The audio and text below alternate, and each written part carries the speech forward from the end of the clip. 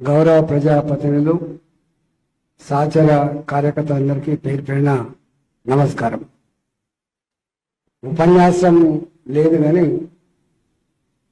ఇప్పుడు వారు మాట్లాడిన మాట నేను మాట్లాడితే బాగుండదు. వారు హక్కుదారులు కాబట్టి మాట్లాడగలిగినారు, నేను మాట్లాడలేను.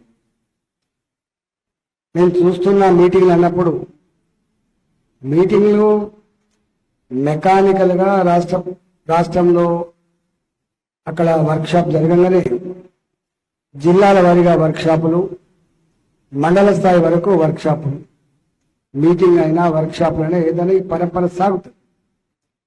కానీ ఒక్కటి కొట్టొచ్చినట్టు కనపడే అంశం ఏంటంటే జిల్లాలో ఉన్నటువంటి ముఖ్య నాయకత్వం ఏదైతే ఉందో వాళ్ళు కార్పొరేటర్లుగా ఉండొచ్చు, కార్పొరేటర్గా పోటీ చేసిన వాళ్ళు ఉండొచ్చు. జనరల్గా నాకు తెలిసి రాజకీయ పార్టీలలో ఉండేటువంటి పద్ధతి ఎట్లా ఉంటుందంటే ఎమ్మెల్యేగా పోటీ చేసిన వాళ్ళు చాలా కీలకం. ఎందుకంటే ఆ నియోజకవర్గంలో ఆయన గొప్పగా ఉంటేనే ఆయన టికెట్ ఇస్తారు కాబట్టి ఎమ్మెల్యేగా పోటీ చేసిన వాళ్ళు చాలా కీలకం.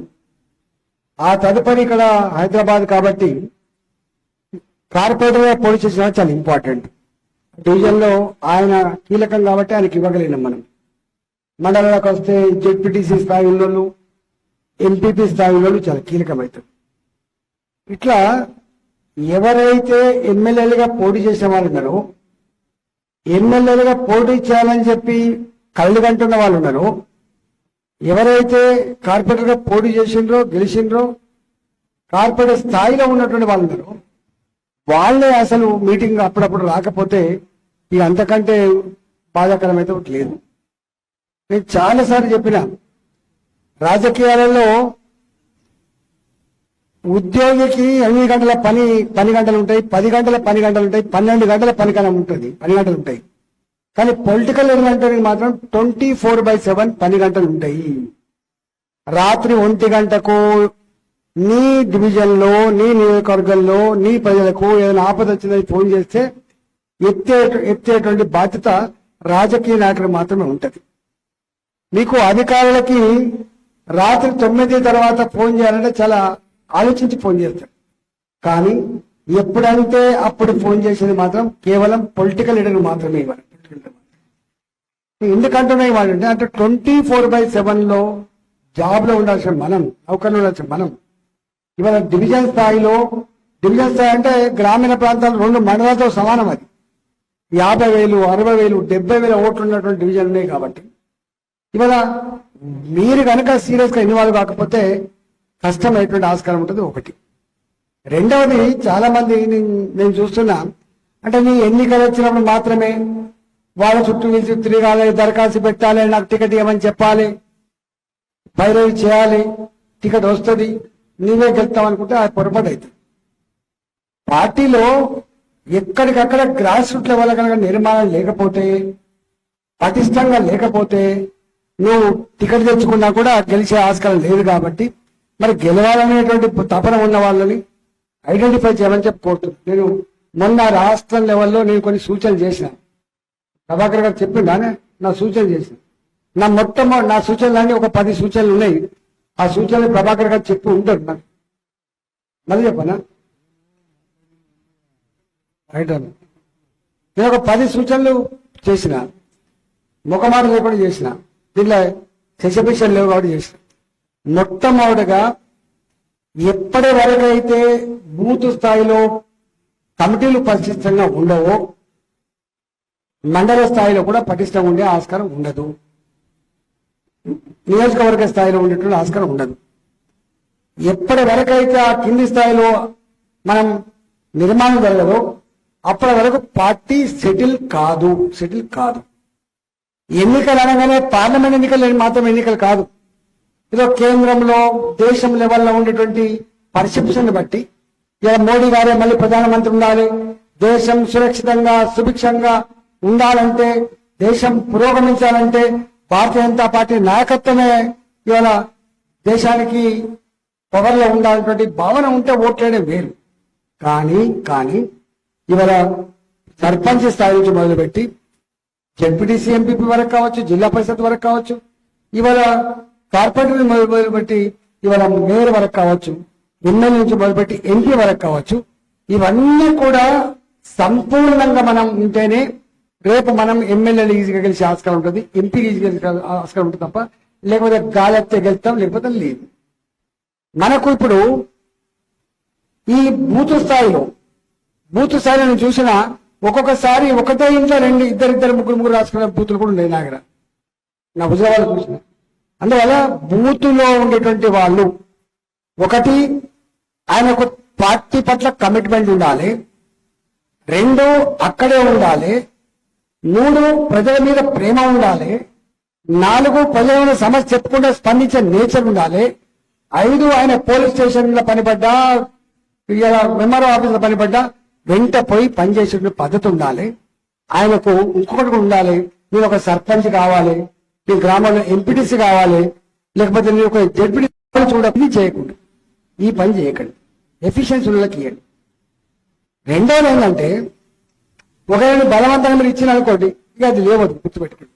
సేమ్ థింగ్ మీరు శక్తి కేంద్రాల బాధ్యతలు, సేమ్ థింగ్ మండల పార్టీ. అయితే మండల స్థాయి నుంచి మాత్రం ఫుల్ టైం లీడర్ అయి ఉండాలి, గుర్తుపెట్టుకోండి.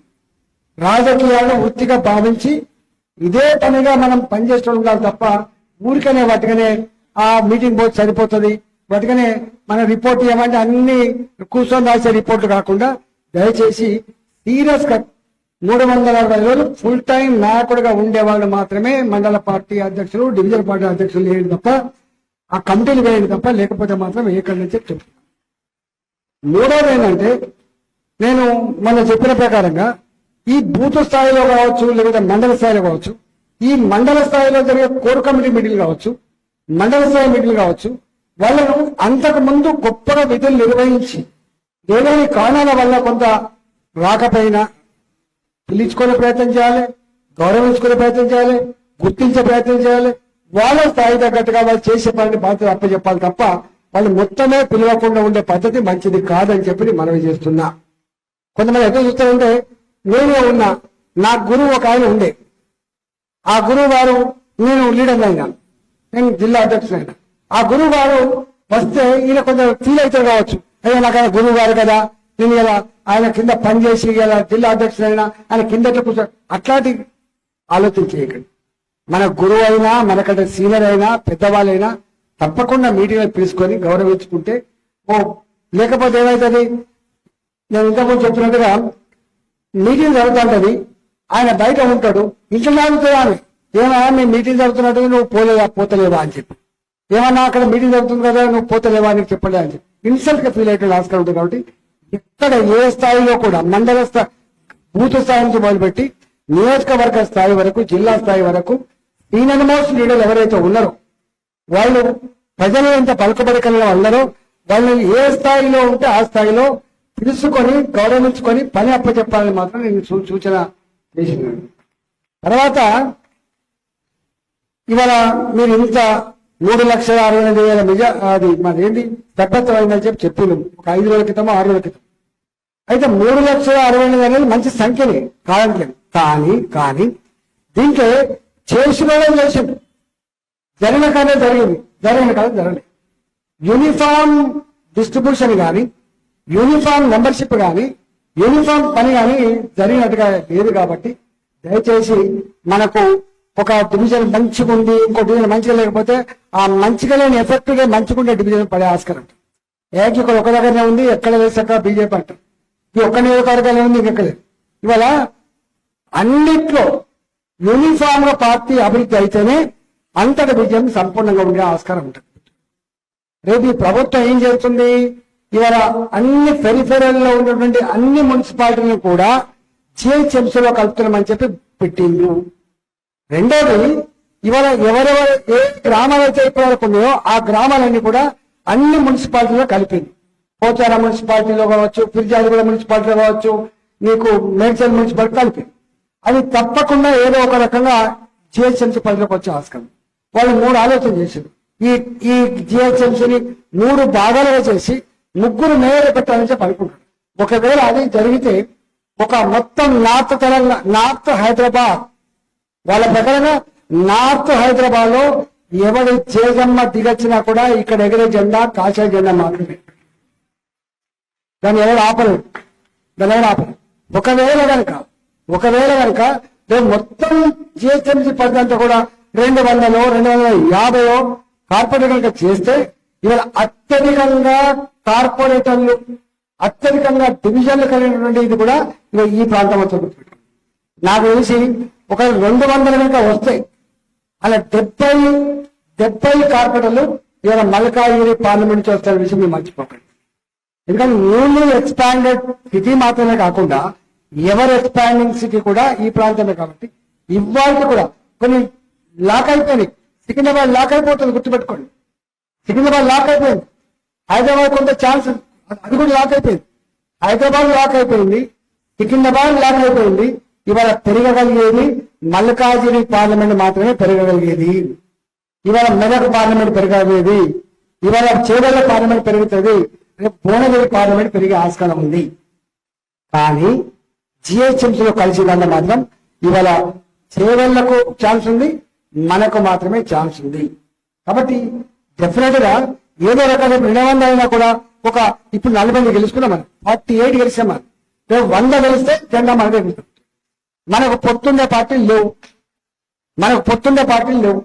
ఆ 2 పార్టీలు, కాంగ్రెస్ పార్టీ కావచ్చు, నా బీఆర్ఎస్ పార్టీ కావచ్చు, వాళ్ళతో జత కలిసే పని చేస్తే తప్ప మనం సొంతంగా గెలిస్తే తప్ప మన కాంగ్రెస్ తో దోస్తాను ఉండదు, మనకు నా టీఆర్ఎస్ తో దోస్తాను ఉండదు, ఎంఐఎంతో దోస్తాను ఉండే ప్రసక్తే లేదు. కాబట్టి మనకెవ్వరు దోస్తులు లేరు. మన కాళ్ళ మీద మనం నిలిచేటువంటి రోజు రావాలంటే మనం ఎంత గొప్పగా పనిచేయాలో ఒకసారి అర్థం చేసుకోమని చెప్పి మాత్రమే గుర్తు చేస్తున్నా. డెఫినెట్ గా అయ్యేటువంటి ఆస్కారం ఉంది. కాబట్టి మీరు ఇప్పుడు సద్దత్వంలో ఎన్ని మీటింగ్లు పెట్టినా నాకు తెలిసి నేను టీఆర్ఎస్ పార్టీలో ఎన్ని మీటింగ్లు అయితే పెట్టినామో, స్టేట్ మీటింగ్లు టీఆర్ఎస్ పార్టీలో 20 ఏళ్లలో స్టేట్ కమిటీ మీటింగ్ ఎన్ని పెట్టామో ఈ 4 ఏళ్లలో కానీ మీటింగ్లు పెట్టాము. ఇక్కడ 4 ఏళ్ళ కానీ మీటింగ్ పెట్టి కూర్చోండి. మీటింగ్లు పెడుతున్నాం మనం. మీటింగ్ల కోసం కాదు. మీటింగ్లు 4 మాటలు చెప్తే 4 సార్లు ఇన్స్పైర్ అయితే పెరుగుతున్నట్టు ఆశతో పెడుతుంది. ఇదో సిస్టమ్. మన నేషనల్ పార్టీ కాబట్టి ఇదో సిస్టమ్, మంచి సిస్టమ్ ఉంటుంది. ఎందుకంటే ప్రాంతీయ పార్టీలో ఉండదు. ప్రాంతీయ పార్టీలో నాయకుడు కథమైపోతే పార్టీ కథమైపోతుంది. కానీ జాతీయ పార్టీ అట్లా ఉండదు. జాతీయ పార్టీ కేవలం నాయకుడు సెంట్రిక్ గా ఉండేటువంటి పార్టీ కాదు. నాయకుడు ఉన్నా లేకపోయినా, మనం అధికారంలో ఉన్నా లేకపోయినా పార్టీ నిరంతరంగా ఒక ప్రవాహం లాగా జరిగేది. కాబట్టి దయచేసి ఇవన్నీ మన సిస్టంలో ఉంటాయి. దీన్ని భారంగా భావించకండి, కానీ మొక్కుబడిగా మాత్రమే రాకండి. దీని స్ఫూర్తిని, దీని ఆడే సందేశాన్ని గ్రామ స్థాయిలో కానీ డివిజన్ స్థాయిలో కానీ సంపూర్ణంగా అమలు చేయమని చెప్పి మాత్రమే కోరుతున్నాం. ఇవాళ నేను చెప్పినట్టుగా వారు అన్నారు 25వ తారీఖు నుంచి ఎట్టి పరిస్థితులు కూడా ఏదైతే అన్నారో తూచా తప్పకుండా మళ్ళీ చెప్తున్నా, మీరు అందరూ ఇన్వాల్వ్ అయ్యి నేను సూచన చేసిన బూత్ కమిటీలు వేయాలంటే కూడా డివిజన్ స్థాయిలో ఒక కమిటీ ఉండాలి. ఒక 4-5 కమిటీ ఉంది. ఆ 4-5 కన్సల్ట్ చేసి వేయండి తప్ప వాటికనే నా ఇంటికి వస్తాడు కాబట్టి నీకు ఎత్తా, నాకు రోజు నమస్తే పెడతాడు కాబట్టి ఎత్తా పద్ధతి మాత్రం పట్టు. ఎఫిషియెంట్ని ఎన్నుకోండి, మీకు రేపు లాభం జరిగే ఆస్కారం ఉంటుంది.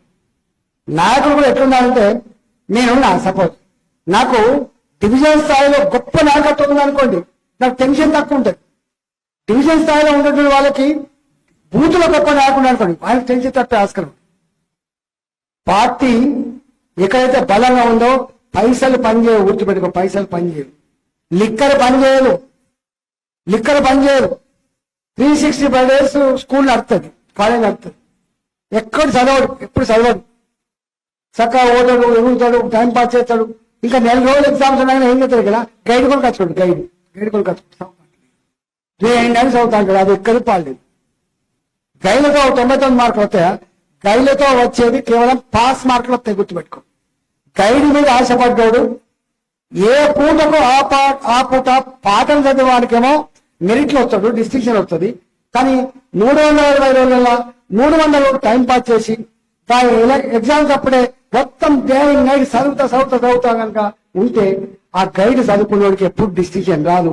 మనకు కూడా ఎప్పటికప్పుడు చదువు పని చేసుకుంటేనే, అన్ని సవ్యంగా పనిచేస్తేనే డిస్టింక్షన్ లో రిజల్ట్ వచ్చే ఆస్కారం ఉంటుంది. కానీ లేదా పాస్ మార్కులు వస్తాయి, పాస్ మార్క్ పోటీ చేస్తాం. ఎన్ని వచ్చినాయి అంటే పోలీసారి 3,000 వచ్చినాయి, ఇప్పుడు 4,000 వచ్చినాయి. ఇవాళ 5.5 నెలలు చూస్తున్నా, 5.5 నెలల నుంచి ఒక్కనాడైనా మేము వదిలిపెట్టున్నామా చెప్పండి?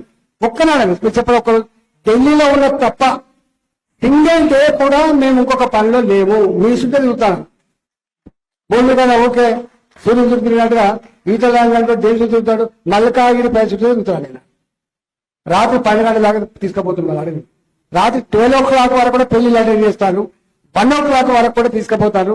మళ్ళీ 7 గంటలకి మళ్ళీ పని చెప్తాను, తీసుకుపోతాను. ఎందుకు చేస్తున్నా ఈ పని ఎందుకు చేస్తున్నా అంటే, ఎక్కడికైనా ఓ పెళ్లికి పోతే 10 ఓట్లు జమ అవుతాయి, ఓ గుడికాడికి పోతే 10 మంది పరిచయం అవుతారు, ఓ సాగుకాడి పార్టీ రేపు గెలవాలి. లేకపోతే మనం ఓడగాలి. మనం 50 మంది ఉంటే వాళ్ళు 5 మంది ఉన్నారు, మనం 50 మంది ఉంటే వాళ్ళు 5 మంది. వాడు ఎవడో మాట్లాడి పాత పద్ధతిలో వచ్చిందా మాట్లాడిపోతే ఏం సంగతి అంటాడు. మనోడు పాత పద్ధతిలో అవమానపరిచే ప్రయత్నం చేస్తే మనోడు ఏమన్నా మిస్టర్ అన్నాడు, నోరు మూసుకున్నాడు. ఇది ప్రత్యక్షంగా వాళ్ళు చెప్పింది చెప్తున్నాడు. ఇవాళ మనకు అధికారం ఉంటే ఒక కార్పొరేటర్కు మాత్రమే అధికారం ఉండదు సుమా. భారతీయ జనతా పార్టీకి అధికారం ఉంటుంది, భారతీయ జనతా పార్టీ ప్రతి కార్యకర్తకు అధికారం ఉంటుంది, గుర్తుపెట్టుకోండి. మా ప్రభాకర్ ఎప్పుడు చెప్తుంటాడు ఉప్పల్లా, ఇది నేనే చేసినన్నా, ఇది నేనే చేసినన్నా, ఇది అన్ని చెప్తాడు. అంటే ఒక్కసారి ఎమ్మెల్యే గెలిస్తే ఏ అవమానపడుతుంది ఇక్కడ.